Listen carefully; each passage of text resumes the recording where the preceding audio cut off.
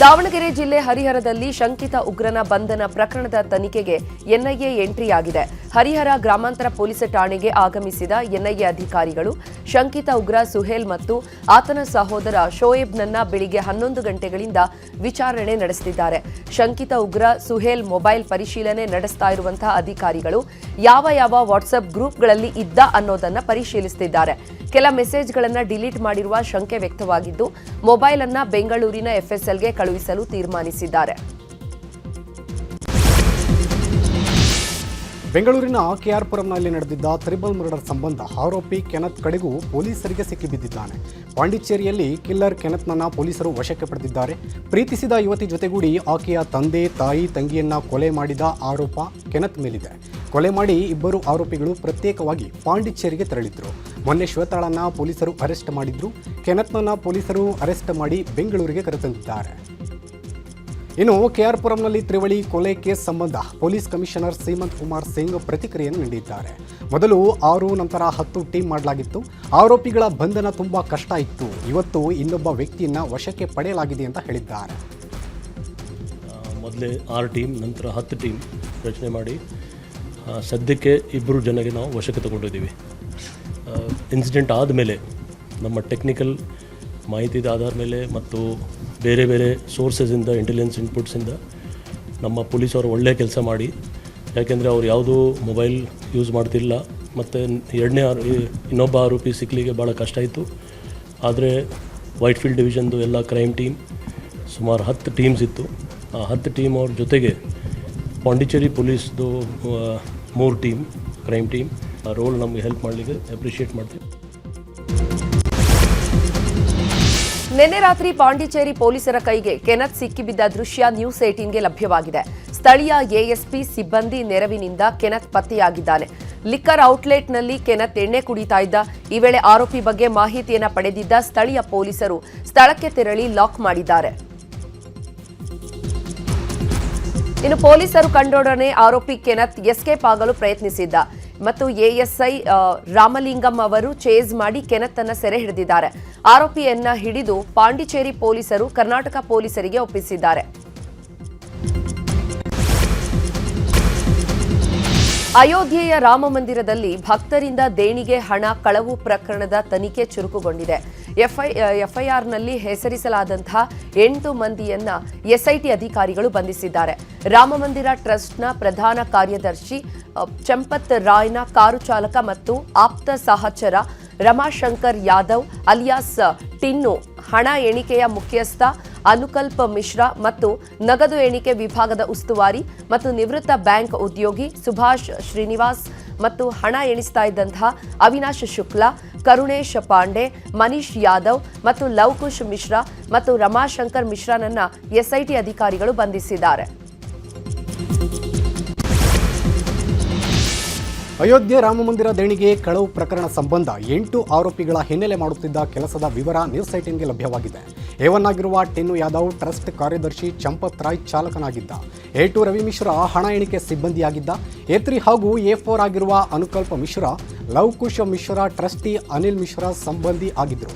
ದೇವಾಲಯದ ಪರಿಚಾರಕರಾಗಿದ್ದ ಅವಿನಾಶ್ ಶುಕ್ಲಾ ಕೆಲಸ ಮಾಡ್ತಿದ್ರೆ ಟಿನ್ನು ಯಾದವ್ ಅಳಿಯ ಮನೀಶ್ ಯಾದವ್ ಆಗಿದ್ದ. ಉಳಿದಂತೆ ಸುಭಾಷ್ ಶ್ರೀವಾಸ್ತವ್ ನಗದು ಎಣಿಕೆ ಸಿಬ್ಬಂದಿಯ ಉಸ್ತುವಾರಿ ವಹಿಸಿದ್ದ. 8ನೇ ಆರೋಪಿ ಕರುಣೇಶ್ ಹಣದ ಸ್ವೀಕೃತಿಯಲ್ಲಿ ಅಕ್ರಮ ಎಸಗಿರುವ ಆರೋಪಿಯಾಗಿದ್ದಾರೆ. ಇನ್ನು ಅಯೋಧ್ಯೆಯ ದೇಣಿಗೆಯ ಅಕ್ರಮದ ವಿಚಾರಗಳು ಬೆಳಕಿಗೆ ಬರುತ್ತಲೇ ಇವೆ. ಎಸ್ಐಟಿ ತನಿಖೆ ವೇಳೆ ರಾಮ್ಲಲ್ಲಾ ಆಭರಣಗಳನ್ನೇ ಕದ್ದಿರುವುದು ಬೆಳಕಿಗೆ ಬಂದಿದೆ. ಶ್ರೀರಾಮನಿಗೆ ಭಕ್ತರು ನೀಡಿದ್ದ ಮೂಗೂತಿ, ಕಿವಿಯೋಲೆ, ಕಾಲ್ಗೆಜ್ಜೆಗಳು ನಾಪತ್ತೆಯಾಗಿವೆ. ಇನ್ನು ಈ ಪ್ರಕರಣದ ಬಗ್ಗೆ ಮಾತನಾಡಿರುವ ಉತ್ತರ ಪ್ರದೇಶ ಸಿಎಂ ಯೋಗಿ ಆದಿತ್ಯನಾಥ್ ಸತ್ಯಾಂಶ ಹೊರಬರಲಿದೆ ಎಂದಿದ್ದಾರೆ. ರಾಮಮಂದಿರ ನಿರ್ಮಾಣಕ್ಕೆ ನಮ್ಮ ಪೂರ್ವಜರು 500 ವರ್ಷ ಕಷ್ಟಪಟ್ಟಿದ್ದಾರೆ. ನೀವೆಲ್ಲ 15 ದಿನ ತಾಳ್ಮೆಯಿಂದ ಕಾಯಿರಿ. ಅಯೋಧ್ಯೆಯನ್ನ ಅವಮಾನಿಸಬೇಡಿ. ತಪ್ಪು ಎಸಗಿದವರು ಯಾರೇ ಆಗಲಿ ಅವರನ್ನ ಬಿಡಲ್ಲ ಅಂದಿದ್ದಾರೆ. ಇದೇ ವೇಳೆ ಕಾಂಗ್ರೆಸ್ ಮತ್ತು ಸಮಾಜವಾದಿ ಪಕ್ಷದ ವಿರುದ್ಧ ಯೋಗಿ ವಾಗ್ದಾಳಿ ನಡೆಸಿದ್ದಾರೆ. और अयोध्या के बारे में जो कतिपय समाचार मिल रहे थे, हमने कहा था एसआईटी गठित की गई है। एसआईटी की रिपोर्ट आने के साथ ही हमारी कार्रवाई भी प्रारंभ हो जाएगी। और आपने देखा होगा एसआईटी की रिपोर्ट आई तुरंत कार्रवाई प्रारंभ हो गई और मैं आश्वस्त करता हूं, जो मैंने कहा था दूध का दूध और पानी का पानी हम करके रहेंगे।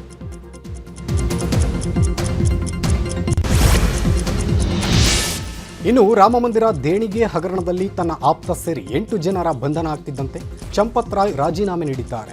ರಾಮಮಂದಿರ ಟ್ರಸ್ಟ್ ಪ್ರಧಾನ ಕಾರ್ಯದರ್ಶಿಯಾಗಿ ರೋ ಚಂಪತ್ ರಾಯ್ ತಮ್ಮ ಸ್ಥಾನಕ್ಕೆ ರಾಜೀನಾಮೆ ಸಲ್ಲಿಸಿದ್ದಾರೆ.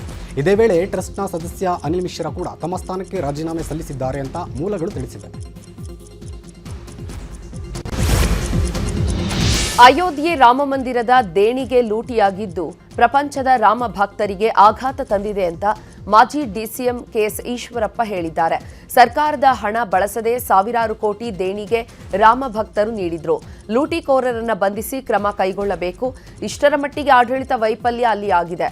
ಆದ್ದರಿಂದ ಅಕ್ರಮ ನಡೆಸಿದವರನ್ನ ಕೂಡಲೇ ಬಂಧಿಸಬೇಕು ಅಂದಿದ್ದಾರೆ. 100 ವರ್ಷದ ಕೆಳಗಡೆ ಯಾರೋ ಬಾಬರ್ ಬಂದು ರಾಮ ಮಂದಿರವನ್ನು ಹೊಡೆದು ಅಲ್ಲಿ ಬಾಬರಿ ಮಸೀದಿ ಕಟ್ಟಿದ್ದ, ಇದನ್ನ ಯಾವ ಕಾರಣಕ್ಕೂ ಬಿಡಬಾರ್ದು ಅಂತ ಹೇಳ್ಕೊಂಡು ಇಡೀ ದೇಶದ ಪ್ರಪಂಚದ ರಾಮ ಭಕ್ತರು ಅಲ್ಲಿ ಭವ್ಯವಾದ ರಾಮ ಮಂದಿರವನ್ನು ಕಟ್ಟಿದ್ರು. ₹1 ಕೂಡ ಸರ್ಕಾರದ ಇಲ್ದೇನೆ ಚಿನ್ನ ಬೆಳ್ಳಿ ಸಾವಿರಾರು ಕೋಟಿ ಹಣವನ್ನ ರಾಮ ಭಕ್ತರು ಕೊಟ್ಟರು. ಆದ್ರೆ ಮೊನ್ನೆ ಪತ್ರಿಕೆನಲ್ಲಿ ಟಿವಿನಲ್ಲಿ ನೋಡಿ ತುಂಬಾ ಆಘಾತ ಆಯ್ತು, ತುಂಬಾ ನೋವಾಯ್ತು. ಒಂದು, ಈ ಲೂಟಿಕೋರರು ಯಾರಿದ್ದಾರೆ ಇವ್ರನ್ನ ತನಿಖೆ ಮಾಡಿ ಅವ್ರ ಬಗ್ಗೆ ಉಗ್ರವಾದ ಒಂದು ಕ್ರಮ ತಗೊಳ್ಳೇಬೇಕು. ಇದರಲ್ಲಿ ನನ್ನ ಅನುಮಾನ ಇದೆ. ಇದ್ರಲ್ಲಿ ಯಾರ್ಯಾರಿದ್ದಾರೆ ತನಿಖೆ ಮುಖಾಂತರನೇ ಹೊರಗೆ ಬರಬೇಕು. ಬಿಡದಿ ಟೌನ್ಶಿಪ್ ವಿಚಾರವಾಗಿ ಕೇಂದ್ರ ಸಚಿವ ಎಚ್.ಡಿ. ಕುಮಾರಸ್ವಾಮಿ ಮತ್ತೊಮ್ಮೆ ಸಿಎಂ ಡಿ.ಕೆ. ಶಿವಕುಮಾರ್ ಅವರನ್ನ ಚರ್ಚೆಗೆ ಆಹ್ವಾನಿಸಿದ್ದಾರೆ. ನಾಳೆ ಬೆಳಗ್ಗೆ 11 ಗಂಟೆಗೆ ಬಿಡದಿ ಭೈರಮಂಗಲಕ್ಕೆ ಭೇಟಿ ನೀಡ್ತೀನಿ, ಅಲ್ಲಿಗೆ ಬನ್ನಿ ಚರ್ಚೆ ಮಾಡೋಣ ಅಂತ ಹೇಳಿದ್ದಾರೆ. ಕೆಲ ರೈತರು ಜಮೀನು ಕೊಡಲು ಒಪ್ಪಿರಬಹುದು, ಆದರೆ ಎಲ್ಲರ ಮೇಲೆ ಗದಾಪ್ರಹಾರ ಮಾಡಕ್ಕಾಗುತ್ತಾ ಎಂದು ಪ್ರಶ್ನೆ ಮಾಡಿದ್ದಾರೆ. ಒಳಗೆ ಪರವಾಗಿದ್ದೀನಿ, ರೈತರು ಕೊಡ್ಲಿಕ್ಕೆ ತಯಾರಾಗಿಲ್ಲ ಅನ್ನೋದು ಮೆಜಾರಿಟಿ ಒಪಿನಿಯನ್. ಅದರಿಂದ ಇದರಲ್ಲಿ ಪ್ರತಿಷ್ಠೆ ಇಲ್ಲ ಅನ್ನೋದು ನಾನು ಪದೇ ಪದೇ ಹೇಳ್ತಾ ಇದ್ದೀನಿ. ಈಗ ರೈತರೆಲ್ಲ ಒಪ್ಕೊಂಡ್ರೆ ನಂದೇನು ಅಬ್ಜೆಕ್ಷನ್ ಇಲ್ಲ, ಧಾರಾಳವಾಗಿ ಮಾಡ್ಕೊಳ್ಳಿ.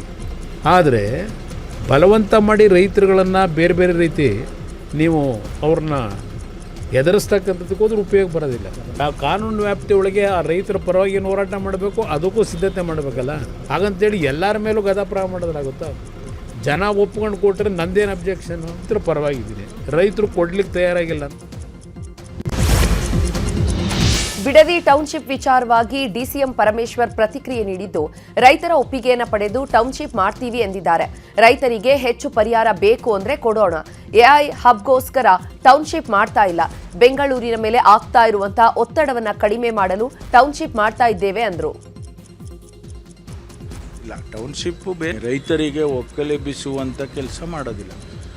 ಫೋರ್ಸ್ ಮಾಡಿ ರೈತರನ್ನ ತೆಗೆದು ಆಚೆ ಹಾಕಿ ನಾವು ಟೌನ್ಶಿಪ್ ಕೊಡೋದ್ರಲ್ಲಿ ಅರ್ಥ ಇಲ್ಲ. ಅವರಿಗೆ ಒಂದು ವೇಳೆ ನಮಗೆ ಕೊಡುವಂಥ ಕಾಂಪನ್ಸೇಷನ್ ಸಾಕಾಗ್ತಿಲ್ಲ ಅನ್ನೋದೇನಾದರೂ ಇದ್ದರೆ ಅದನ್ನು ಕೂಡ ಇನ್ನೂ ಹೆಚ್ಚು ಮಾಡತಕ್ಕಂಥ ಸಾಧ್ಯತೆಗಳು ಕೂಡ ಇದ್ದಾವೆ. ಎಐ ಹಬ್ಬಿಗೋಸ್ಕರ ಅಲ್ಲಿ ಮಾಡ್ತಿಲ್ಲ. ಟೌನ್ಶಿಪ್ಪು ಬೇರೆ ಬೇರೆ ಕಾರಣಕ್ಕೆ, ಈಗ ಬೆಂಗಳೂರು ಮೇಲೆ ಎಷ್ಟು ಪ್ರೆಷರ್ ಇದೆ, ಟ್ರಾಫಿಕ್ ಇದು ದಿನನಿತ್ಯ ನೋಡ್ತೀರಾ. ಟ್ರಾಫಿಕ್ ಆಗಲಿ ಅಥವಾ ಬೇರೆ ಬೇರೆ ಆ್ಯಕ್ಟಿವಿಟೀಸಿಗಾಗಲಿ ಬೆಂಗಳೂರು ಮೇಲೆ ಪ್ರೆಷರ್ ಇದೆ. ಈಗ ಪಕ್ಕದಲ್ಲಿ ಕೋಲಾರ ಇದೆ, ತುಮಕೂರು ಇದೆ, ರಾಮನಗರ ಇದೆ. ಈ ಎಲ್ಲ ಹತ್ತಿರದಲ್ಲಿರುವ ಪಟ್ಟಣಗಳನ್ನು 2 ಟೈರ್ ಸಿಟೀಸನ್ನು ಡೆವಲಪ್ ಮಾಡಿದರೆ ಬೆಂಗಳೂರು ಮೇಲೆ ಪ್ರೆಷರ್ ಕಮ್ಮಿ ಆಗುತ್ತೆ. ಇನ್ನು ಎಚ್.ಡಿ. ಕುಮಾರಸ್ವಾಮಿ ಬಗ್ಗೆ ಇಲ್ಲಸಲ್ಲದ ಆರೋಪವನ್ನ ಮಾಡಿದ ಪ್ರದೀಪ್ ಈಶ್ವರ್ ವಿರುದ್ಧ ಶಾಸಕ ರವಿಕುಮಾರ್ ಆಕ್ರೋಶ ವ್ಯಕ್ತಪಡಿಸಿದ್ದಾರೆ. ಶಾಸಕನಾಗುವ ಮೊದಲು ನಿನ್ನ ಆಸ್ತಿ ಎಷ್ಟು, ಈಗ ಎಷ್ಟಿದೆ? ಕಾಂಗ್ರೆಸ್ ಪಾರ್ಟಿಗೆ ನಿನ್ನ ಕೊಡುಗೆ ಏನು? ಸಿನಿಮಾ ಡೈಲಾಗ್ ಹೊಡೆದು ಮಾತನಾಡುವುದನ್ನು ನಿಲ್ಲಿಸಬೇಕು ಅಂದಿದ್ದಾರೆ. ಇದೇ ವಿಚಾರವಾಗಿ ಯಲಹಂಕ ಶಾಸಕ ಎಸ್ಆರ್ ವಿಶ್ವನಾಥ್ ಕೂಡ ರಿಯಾಕ್ಟ್ ಮಾಡಿದ್ದಾರೆ. ಶಿಕ್ಷಣ ಪಡೆದಿರ್ತಕ್ಕಂಥವರು ಪ್ರದೀಪ್ ಈಶ್ವರ್ ಅವರು ನಾನು ಗೆಲ್ಲಬೇಕಾದ್ರೆ ನನಗೆ ಯಾರ್ಯಾರು ಮತ ಹಾಕಿದ್ರು ನೋಡಿದ್ರೆ ದೇಶದ ಪ್ರಧಾನಮಂತ್ರಿ ಮಾತಾಡ್ತಾರೆ. ಅಂಬೇಡ್ಕರ್ ಅವರಿಂದ ಹೆಚ್ಚಾಗಿ ಅಧ್ಯಯನ ಮಾಡಿದ್ದಾರೆ. ದೇವೇಗೌಡ ಕುಟುಂಬದ ಬಗ್ಗೆ, ಜೆಡಿಎಸ್ ಪಕ್ಷದ ಬಗ್ಗೆ ಅವರು ಮಾತಾಡಿದ್ರೆ 2021 ವಿಧಾನಸಭಾ ಚುನಾವಣೆಯಲ್ಲಿ ಎನ್ಡಿಎ ಅಭ್ಯರ್ಥಿ ಚಿಕ್ಕಬಳ್ಳಾಪುರ ವಿಧಾನಸಭಾ ಕ್ಷೇತ್ರದಲ್ಲಿ ಚುನಾವಣೆ ಮಾಡಕ್ಕೆ ನಾವೇ ಬರ್ತೀವಿ. ಅವರು ವಿದ್ಯಾವಂತರು, ನಾನು ಅವಿದ್ಯಾವಂತ. ಅವ್ರು ನಮ್ಮ ಸವಾಲನ್ನ ಸ್ವೀಕಾರ ಮಾಡ್ತೀವಿ. ಆದ್ನ ಗೆದ್ರೆ ಆದ್ನ ಮನೆ ಬಾಗಿಲು ನಾವು ವಾಚ್ಮೆಂಟ್ ಕೆಲಸ ಮಾಡ್ತೀವಿ. ಆದ್ನ ಹೋದ್ರೆ ನಮ್ಮ ಕುಮಾರಣ್ಣ ಮನೆ ಬಾಗಿಲು ವಾಚ್ಮೆಂಟ್ ಕೆಲಸ ಮಾಡ್ತೀವಿ. ಈ ಸವಾಲು ಸ್ವೀಕಾರ ಮಾಡಿ ತಿಳಿಸಾದ್ರೆ ಈ ಸವಾಲನ್ನ ಸ್ವೀಕಾರ ಮಾಡಿ. ಬಿಡದಿ ಟೌನ್ಶಿಪ್ಪು ನಾನು ನೋಡಿರ್ತಕ್ಕಂಥದ್ದು, ನಮ್ಮ ಮನೆಯವ್ರ ಊರು ಕೂಡ ಅಲ್ಲೇ ಬೈರಮಂಗಲ. ಅಲ್ಲಿ ಈಗೇನು ಅಂದರೆ ಬೆಂಗಳೂರಿನ ವೃಷಭಾವತಿ ನೀರು ಏನು ಹೋಗ್ತದೆ ಅದರೆಲ್ಲ ಸಾಕಷ್ಟು ಬೆಳೆ ಗಿಳೆ ಎಲ್ಲ ಬೆಳ್ಕೊಂಡು ಫಲವತ್ತಾಗಿರ್ತಕ್ಕಂಥದ್ದು. ಇದು 18-20 ವರ್ಷ ಆಗಿ ಲೇಔಟ್ ಮಾಡಬೇಕು ಅಂತೇಳಿ ಹಿಂದೆ ಏನಿತ್ತು ಉಪನಗರ ಮಾಡಬೇಕು ಅಂತೇಳಿ ಅದು ಕಾರ್ಯ ಸಾಧುವಲ್ಲ ಅಂತೇಳಿ ಬಿಟ್ಟಾಗಿತ್ತು. ಅದನ್ನು ಇವತ್ತು ಪ್ರತಿಷ್ಠೆಯಾಗಿ ತಗೊಂಡು DK ಶಿವಕುಮಾರ್ ಅವರು ಮುಖ್ಯಮಂತ್ರಿಗಳು ಮತ್ತು ಆ ಭಾಗದ ಶಾಸಕರೆಲ್ಲ ಮಾಡ್ತಾ ಇರ್ತಕ್ಕಂಥದ್ದು. ಇವತ್ತು ಜನಗಳಿಗೆ ವಿರುದ್ಧವಾಗಿ 80% ಅವ್ರ ವಿರೋಧ ಇತ್ತು ಅಂದರೆ ಮಾಡೋಕ್ಕೆ ಬರೋದಿಲ್ಲ, ಕೋರ್ಟು ಕೂಡ ಅದನ್ನು ಒಪ್ಪೋದಿಲ್ಲ ಅದರಲ್ಲಿ. ಸೊ ಅದಕ್ಕೂ ಕೂಡ ಇವತ್ತು ನಮ್ಮ ಭಾರತೀಯ ಜನತಾ ಪಾರ್ಟಿಯ ಮುಖಂಡರು ಕೂಡ ಅದಕ್ಕೆ ಬೆಂಬಲವನ್ನು ಕೊಟ್ಟಿದ್ದೀವಿ. ಸೊ ಅದರಲ್ಲಿ ಬಿಡದಿ ಟೌನ್ಶಿಪ್ಪರ ಭೈರಮಂಗಲ ಗ್ರಾಮದಲ್ಲಿ ಪ್ರತಿಭಟನೆ ನಡೀತಾ ಇದೆ. ಈ ಭಾಗದಲ್ಲಿ ನೀರಿನ ಕೊರತೆ ಇದ್ದು ಕೃಷಿ ಮಾಡಲು ಆಗ್ತಾ ಇಲ್ಲ. ಇದೇ ಭೂಮಿ ನಂಬಿ ಕೂರಲು ಆಗಲ್ಲ. ನಮ್ಮ ಮಕ್ಕಳ ಅಭಿವೃದ್ಧಿಗಾಗಿ ಟೌನ್ಶಿಪ್ ಬೇಕು ಎಂದು ಪ್ರತಿಭಟನಾಕಾರರು ಆಗ್ರಹಿಸಿದ್ದಾರೆ.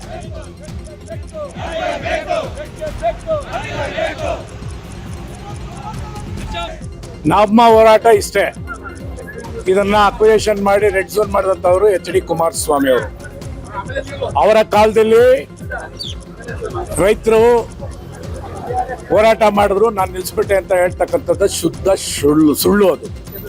ಅವರು ಮಾಡಲೇಬೇಕು, ರೈತರು ಒಳ್ಳೇದೇ ಮಾಡಬೇಕು ಅಂತ ಇದ್ದಿದ್ರೆ ಅವತ್ತೇ ಅವರು ಮುಖ್ಯಮಂತ್ರಿಗಳಾಗಿದ್ರು, ಅವತ್ತೇ ರೆಡ್ ಝೋನ್ನ ರಿಮೂವ್ ಮಾಡಬೇಕಾಗಿತ್ತು. ಕುಮಾರಸ್ವಾಮಿ ಅವರು ನಾಳೆ ದಿವಸ ಇಲ್ಲಿ ಬಂದು ಏನೋ ಜನಗಳ ಬಗ್ಗೆ ಮಾತಾಡ್ತಾರಂತೆ, ಉತ್ತರ ಕೊಟ್ಟು ಬನ್ನಿ ಊರಿಗೆ, ನಮ್ಮೂರಿಗೆ. ಕಾಂಗ್ರೆಸ್ನವರು ಗಜನಿ ಗೋರಿಯನ್ನ ಹೊಗಳ್ತಾ ಇದ್ರು. ಈಗ ಮೋದಿ ಅಮಿತ್ ಶಾ ಅವರನ್ನ ಗಜನಿಗೆ ಹೋಲಿಸುತ್ತಿದ್ದಾರೆ ಅಂತ ಕೇಂದ್ರ ಸಚಿವ ಪ್ರಹ್ಲಾದ್ ಜೋಶಿ ಹೇಳಿದ್ದಾರೆ. ಹುಬ್ಬಳ್ಳಿಯಲ್ಲಿ ಮಾತನಾಡಿದ ಅವರು, ಕಾಂಗ್ರೆಸ್ ಪಕ್ಷದ ಅಧ್ಯಕ್ಷರಿಗೆ ಬೇಸಿಕ್ ನೈತಿಕತೆ ಇಲ್ಲ. ಬಾಬ್ರಿ ಮಸೀದಿಯನ್ನ ನಿರ್ಮಿಸಿದ ಬಾಬರ್ನ ಹಾಡಿ ಹೊಗಳ್ತಿದ್ದಾರೆ. ಹರಿಪ್ರಸಾದ್ ಸಾರ್ವಜನಿಕ ಜೀವನದಲ್ಲಿ ಬಾಯಿಗೆ ಬಂದ ಹಾಗೆ ಮಾತನಾಡ್ತಾರೆ. ಮಂತ್ರಿ ಮಾಡಲಿಲ್ಲ ಅಂತ ಸಿದ್ದರಾಮಯ್ಯ ವಿರುದ್ಧ ಹರಿಹಾಯ್ದಿದ್ರು. ರಾಜ್ಯದಲ್ಲಿ ಕಾನೂನು ಸುವ್ಯವಸ್ಥೆ ಕೆಟ್ಟು ಹೋಗಿದೆ. ಇದನ್ನ ಡೈವರ್ಟ್ ಮಾಡಲು RSS ವಿಚಾರವನ್ನ ಮಾತನಾಡ್ತಾರೆ ಅಂದ್ರು. ಗಡಿ ಇನ್ನೂವರೆಗೆ ಕಾಂಗ್ರೆಸ್ ಪಾರ್ಟಿ ಅಧ್ಯಕ್ಷರಿಗೆ ಬೇಸಿಕ್ ಒಂದು ಎಟಿಕೆಟ್ಸ್ ಇಲ್ಲ. ಮೊದಲಿದ್ದು ಇದೇ ಗಜನಿನ ಇದೇ ಬಾಬರನ್ನ ಪೂಜೆ ಮಾಡಿದಂಥವ್ರು. ಬಾಬ್ರಿ ಮಸೀದಿ ಉಳಿಬೇಕಂತ ಹೋರಾಟ ಮಾಡಿದವರು ಯಾರು? ಕಾಂಗ್ರೆಸ್ ಪಾರ್ಟಿಯವರು, SP ಅವರು. ಯಾರು ಗಜನಿ ಮೊಹಮ್ಮದನ್ನು, ಇವ್ರ ಪಾರ್ಟಿಯವರು ಅನೇಕರು ಗಜನಿ ಮೊಹಮ್ಮದನ್ನು ಹೊಗಳಿದ್ದಾರೆ, ಔರಂಗಜೇಬನನ್ನು ಹೊಗಳಿದ್ದಾರೆ. ಇವ್ರ ಪಾರ್ಟಿಯವರು, ಅವ್ರ ಮೇಲೆ ಏನು ಕ್ರಮ ಆಗಿಲ್ಲ. ಬಾಬ್ರಿ ಮಸೀದಿಯ ಸಂರಕ್ಷಣೆಗೆ ಹೋರಾಟ ಮಾಡಿದ್ದಾರೆ ಬಾಬರ್ನ ಹೆಸರಿನಲ್ಲಿ. ಅವರು ಒಬ್ಬ ಗೌರವಾನ್ವಿತವಾಗಿ ದೇಶದ ಜನ 3 ಸರ್ತಿ ಆರಿಸಿದ್ದಾರೆ. 3ರ ಗಡಿ ಇನ್ನೂವರೆಗೆ ದಾಟ್ಲಿಕ್ಕೆ ಆಗಲಾರದಂಥವರು ಹರಿಪ್ರಸಾದ್ ಅವರು. ಬಿಜೆಪಿಯಲ್ಲಿ ಪ್ರತಿ 3 ವರ್ಷಕ್ಕೊಮ್ಮೆ ಅಧ್ಯಕ್ಷ ಉಪಾಧ್ಯಕ್ಷ ಪದವಿಗಳು ಬದಲಾಗ್ತವೆ. ವಿಜೇಂದ್ರ ಅವರಿಗೆ ಇನ್ನೂ 3 ತಿಂಗಳ ಅವಕಾಶ ಇದೆ ಅಂತ ಮಾಜಿ ಸಚಿವ ಮುರುಗೇಶ್ ನಿರಾಣಿ ಹೇಳಿದ್ದಾರೆ. ಬಾಗಲಕೋಟೆಯಲ್ಲಿ ಮಾತನಾಡಿದ ಅವರು, BYV ಚಿಕ್ಕವರಾಗಿರೋದ್ರಿಂದ ಸ್ವಲ್ಪ ಅಸಮಾಧಾನವೂ ಇದೆ, ಜೊತೆಗೆ ಸಮಾಧಾನವೂ ಇದೆ.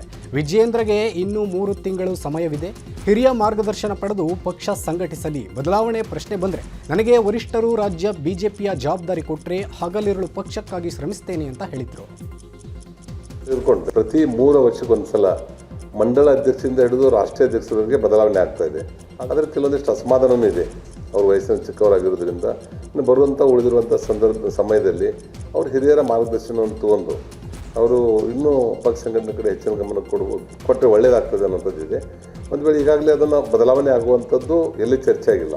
ಈಗ ಇನ್ನೂ 2-3 ಮಂತ್ಸ್ ಇದೆ. ಅದು ಆ 2-3 ಮಂತ್ಸ್ ಆದಮೇಲೆ ಅವ್ರನ್ನೇನಾದ್ರೂ ಬದಲಾವಣೆ ಮಾಡುವಂಥ ಸಂದರ್ಭ ರಾಷ್ಟ್ರೀಯ ನಾಯಕರು ಏನಾದರೂ ತೆಗೆದುಕೊಂಡ್ರೆ, ಅವರಾಗಲೇ ನನಗೆ ಜವಾಬ್ದಾರಿಯನ್ನು ಕೊಟ್ಟು ಮಾಡಿದ್ರಂದರೆ ನಾನು ಹಗಲು ರಾತ್ರಿ ರಾಜ್ಯವನ್ನು ಸುತ್ತಾಡಿ ಕೆಲಸ ಮಾಡಲಿಕ್ಕೆ ಸಿದ್ಧರಿದ್ದೇನೆ. ಅವ್ರು ಈಗಾಗಲೇ ಇರೋದ್ರಿಂದ ನಾನೇನು ಮತದಾರರ ಪಟ್ಟಿ ವಿಶೇಷ ಸಮಗ್ರ ಪರಿಷ್ಕರಣೆ ವಿಚಾರವಾಗಿ ಮಾಜಿ ಸಚಿವ ಎನ್ ಮಹೇಶ್ ಪ್ರತಿಕ್ರಿಯೆ ನೀಡಿದ್ದಾರೆ. ಮುಸ್ಲಿಮರ, ದಲಿತರ, ಬಡವರ ಹೆಸರನ್ನ ಕಿತ್ತು ಹಾಕ್ತಾರೆ ಅಂತ ಕೆಲವು ಪ್ರಗತಿಪರರು ಸುಳ್ಳು ಕಥೆಯನ್ನ ಸೃಷ್ಟಿ ಮಾಡ್ತಿದ್ದಾರೆ. ನಿಮಗೆ ಅನುಮಾನ ಇದ್ರೆ ನೀವೇ ಕಾಂಗ್ರೆಸ್ನ ಬೂತ್ ಲೆವೆಲ್ ಏಜೆಂಟ್ಗಳಾಗಿ ಅಂತ ಸವಾಲು ಹಾಕಿದ್ರು. RSS ನೋಂದಣಿ ಬಗ್ಗೆ ಪ್ರಿಯಾಂಕ್ ಖರ್ಗೆ, ಮೋಹನ್ ಭಾಗವತ್ಗೆ ಪತ್ರ ಬರೆದ ವಿಚಾರವಾಗಿ SR ವಿಶ್ವನಾಥ್ ವಾಗ್ದಾಳಿ ನಡೆಸಿದ್ದಾರೆ. 100 ವರ್ಷ ಆದ ಮೇಲೆ ಎಂತೆಂಥ ಪ್ರಧಾನಿಗಳೇ RSSನನ್ನ ಏನು ಮಾಡಲಿಕ್ಕೆ ಆಗಲಿಲ್ಲ. ಪ್ರಚಾರದ ತೆವಲಿಗೆ ಈ ರೀತಿಯಾಗಿ ಮಾತನಾಡಿದರೆ ಯಾರು ತಲೆ ಕೆಡಿಸಿಕೊಳ್ಳಲ್ಲ ಅಂತ ಟಾಂಗ್ ಕೊಟ್ಟಿದ್ದಾರೆ. ಪ್ರಚಾರದಾರರು ಇವರು ನಮ್ಮ RSSನ ವರಿಷ್ಠರೇ ಹೇಳಿರಬೇಕಾದ್ರೆ 100 ವರ್ಷ ಆದಮೇಲೆ ಎಂತೆಂಥ ಪ್ರಧಾನಿಗಳೇ ಕೇಳಲಿಲ್ಲ ಅಂತಂದಾಗ ಇವರು ಯಾರು ಇವರು ಅಂತ ಹೇಳಿ ಕಾನೂನು ಕ್ರಮ ತಗೋ, ನಾವು ರೆಡಿಯಾಗಿದ್ದೀವಿ ಅದರ ಕಡೆಗೆ. ಈ ಥರದ್ದು ಎಂತೆಂಥ ಸರ್ಕಾರಗಳು ಎಂತೆಂಥವ್ರು ಏನೋ ಕೈಯಲ್ಲಿ ಮಾಡೋಕ್ಕಾಗಿಲ್ಲ ಅಂದರೆ ಪ್ರಚಾರದ ಹುಚ್ಚು. ಕೆಲವ್ರಿಗೆ ಏನು ಅಂದರೆ RSSನ ಬೈದರೆ, ಮೋದಿಯವ್ರನ್ನ ಬೈದರೆ, ದೊಡ್ಡ ಲೆವೆಲಲ್ಲಿ ಟೀಕೆ ಟಿಪ್ಪಣಿಗಳು ಬರ್ತಾವೆ, ಬೈತಾರೋ ಬಿಡ್ತಾರೋ, ಹೆಸರಂತೂ ಓಡ್ತದ. ಈ ಒಂದು ತೆವಲು ಕೆಲವ್ರಿಗೆ ಇವತ್ತು ಉಟ್ಕೊಂಡಿರ್ತಕ್ಕಂಥದ್ದು RSSನ ವರಿಷ್ಠರು. ಮಾಜಿ ಶಾಸಕ ಮಂಜುನಾಥ್ ಗೌಡ ವಿರುದ್ಧ ಎಫ್ಐಆರ್ ದಾಖಲಿಸಿದ್ದಕ್ಕೆ ಕೋಲಾರದ ಮಾಸ್ತಿ ಪೊಲೀಸ್ ಠಾಣೆಗೆ ಬಿಜೆಪಿ ಮುತ್ತಿಗೆ ಹಾಕಿದೆ. ಪೊಲೀಸ್ ಠಾಣೆ ಬಾಗಿಲು ಬಂದ್ ಮಾಡಲು ಬಿಜೆಪಿ ಕಾರ್ಯಕರ್ತರು ಯತ್ನಿಸಿದ್ರು. ಮಾಲೂರು ತಾಲೂಕಿನ ಅಗಲಕೋಟೆಯಲ್ಲಿ ಜಮೀನು ವಿವಾದ ಇತ್ತು. ಮೊನ್ನೆ ಜಮೀನಿಗೆ ಮಂಜುನಾಥ್ ಗೌಡ ಭೇಟಿ ನೀಡಿತು. ಅಕ್ರಮವಾಗಿ ಪ್ರವೇಶಿಸಿದ್ದಾರೆ ಅಂತ ಕಂಪನಿ ದೂರನ್ನ ನೀಡಿತ್ತು. ಇಂದು ಮಂಜುನಾಥ ಗೌಡ ವಿರುದ್ಧ ಎಫ್ಐಆರ್ ಅನ್ನ ದಾಖಲಿಸಿರೋ ಮಾಹಿತಿಯ ಹಿನ್ನೆಲೆ ಠಾಣೆಗೆ ಬಿಜೆಪಿ ಕಾರ್ಯಕರ್ತರು ಮುತ್ತಿಗೆ ಹಾಕಿದ್ರು.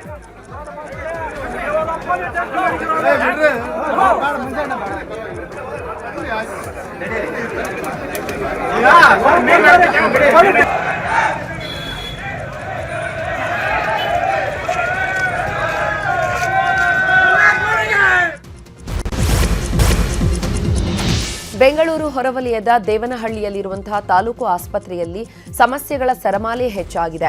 ಆಸ್ಪತ್ರೆಯ ವಿರುದ್ಧ ಹಲವು ದೂರುಗಳು ಬಂದ ಹಿನ್ನೆಲೆ ಉಪವಿಭಾಗಾಧಿಕಾರಿ ಮಂಜುನಾಥ್ ದಿಢೀರ್ ಭೇಟಿ ನೀಡಿ ಪರಿಶೀಲನೆ ನಡೆಸಿದ್ದಾರೆ. 4 ದಿನಗಳಿಂದ ಡಯಾಲಿಸಿಸ್ ರೋಗಿಗಳಿಗೆ ನೀರಿಲ್ಲ, ಆಸ್ಪತ್ರೆಯಲ್ಲಿ ಔಷಧಿಗಳ ಕೊರತೆ ಇದೆ, ಸಿಬ್ಬಂದಿ ಸರಿಯಾಗಿ ಹಾಜರಾಗ್ತಾ ಇಲ್ಲ ಅನ್ನುವಂತಹ ದೂರುಗಳು ಕೇಳಿ ಬಂದಿತ್ತು. ಈ ಹಿನ್ನೆಲೆಯಲ್ಲಿ ಎಸಿ ಮಂಜುನಾಥ್ ಭೇಟಿ ನೀಡಿದ್ದಾರೆ. ಇನ್ನು ಎಸಿ ಬರ್ತಾ ಇದ್ದಂತೆ ಅಲ್ಲಿನ ಸಿಬ್ಬಂದಿ ಸ್ವಚ್ಛತೆಯ ನಾಟಕ ಮಾಡಿದ್ದಾರೆ. ಯುದ್ಧದ ಎಫೆಕ್ಟ್ನಿಂದಾಗಿ ಜನೌಷಧಿ ಕೇಂದ್ರಗಳಿಗೆ ಮೆಡಿಸಿನ್ ಸಪ್ಲೈ ಸಮಸ್ಯೆಯಾಗಿದೆ. ಈ ಕುರಿತು ಪ್ರಧಾನಮಂತ್ರಿ ಭಾರತೀಯ ಔಷಧ ಕೇಂದ್ರಗಳ ಮಾಲೀಕರ ಸಂಘದಿಂದ ಮಾಧ್ಯಮ ಗೋಷ್ಠಿಯನ್ನು ನಡೆಸಲಾಯಿತು. ಸಂಘದ ಅಧ್ಯಕ್ಷ ಅಶೋಕ್ ಮಾತನಾಡಿ, ಯುದ್ಧದಿಂದ ರಾ ಮೆಟೀರಿಯಲ್ ಇಶ್ಯೂ ಆಗಿದೆ, ಇದರಿಂದ 35% ಔಷಧಗಳ ಸಪ್ಲೈ ಸಿಗ್ತಿಲ್ಲ ಅಂತ ಹೇಳಿದರು. ಪ್ರಾಬ್ಲಮ್ ಯುದ್ಧದ್ದು ಇಂದ ರಾ ಮೆಟೀರಿಯಲ್ ಇಶ್ಯೂಸ್ ಆಗಿರೋದ್ರಿಂದ ಪ್ರೊಕ್ಯೂರ್ಮೆಂಟ್ ಪ್ರಾಬ್ಲಮ್ ಆಗಿದೆ. ಆ ಕಾರಣದಿಂದ ಸಪ್ಲೈ ಚೈನಲ್ಲಿ ಸ್ವಲ್ಪ ಸ್ಲೋ ಆಗಿರೋ ಕಾರಣದಿಂದ ಈಗ ಗ್ರಾಹಕರು ಅಂಗಡಿ ಗಂಟ ಬಂದಮೇಲೆ ನಾವು ಇವತ್ತು ಇದಿದೆ ಇಲ್ಲ ನಾಳೆ ಇಲ್ಲ ಅಂತ ಹೇಳಿ ಕಳ್ಸೋಕ್ಕಾಗಲ್ಲ. ನಾವು ಹೊರಗಡೆಯಿಂದಲೇ ಜನರಿಕ್ ಡ್ರಗ್ಗು ಪರ್ಚೇಸ್ ಮಾಡಿ ಅವ್ರಿಗೆ ಭಾಳ ಕಡಿಮೆ ದರದಲ್ಲಿ ಕೊಟ್ಟು ಅವರ ಒಂದು ಇದನ್ನು ಬೇಡಿಕೆಗಳನ್ನು ಪೂರೈಕೆ ಮಾಡ್ತಾ ಇದ್ದೇವೆ. ಯುದ್ಧದ್ದು ಇಂದ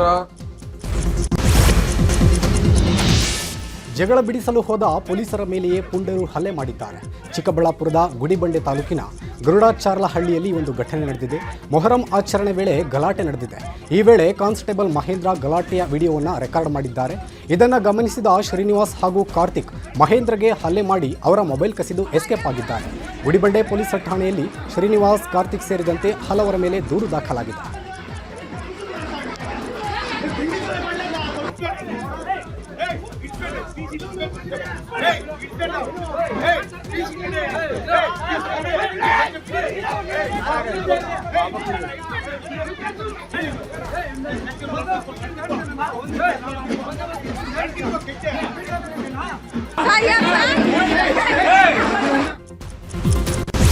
ಕೋಲಾರದ ಅಂತರಗಂಗೆಯಲ್ಲೂ ಹೇಳೋರು ಕೇಳೋರು ಇಲ್ಲ. ಸುರಕ್ಷತೆ ಕುರಿತ ಸೂಚನಾ ಫಲಕ ಮೂಲೆ ಗುಂಪಾಗಿದೆ.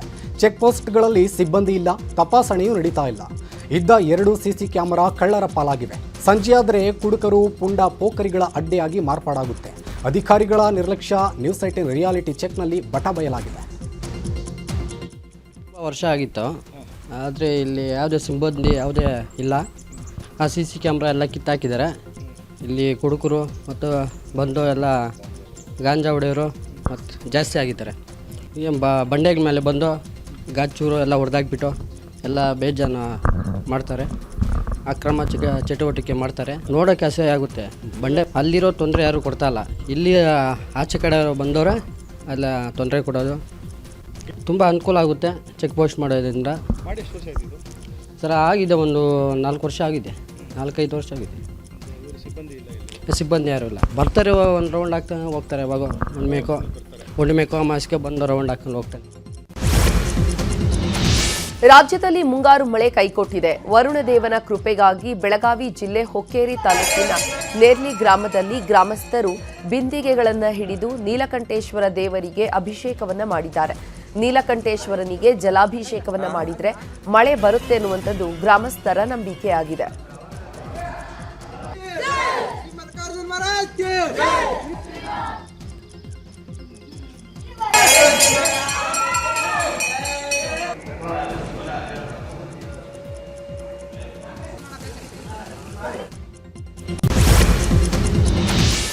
ಬಾಗಲಕೋಟೆ ಜಿಲ್ಲೆ ಬಾದಾಮಿ ತಾಲೂಕಿನ ಹೆಬ್ಬಳ್ಳಿ ಗ್ರಾಮದಲ್ಲಿ ಮೊಹರಂ ಹಬ್ಬ ಆಚರಿಸಲಾಯಿತು.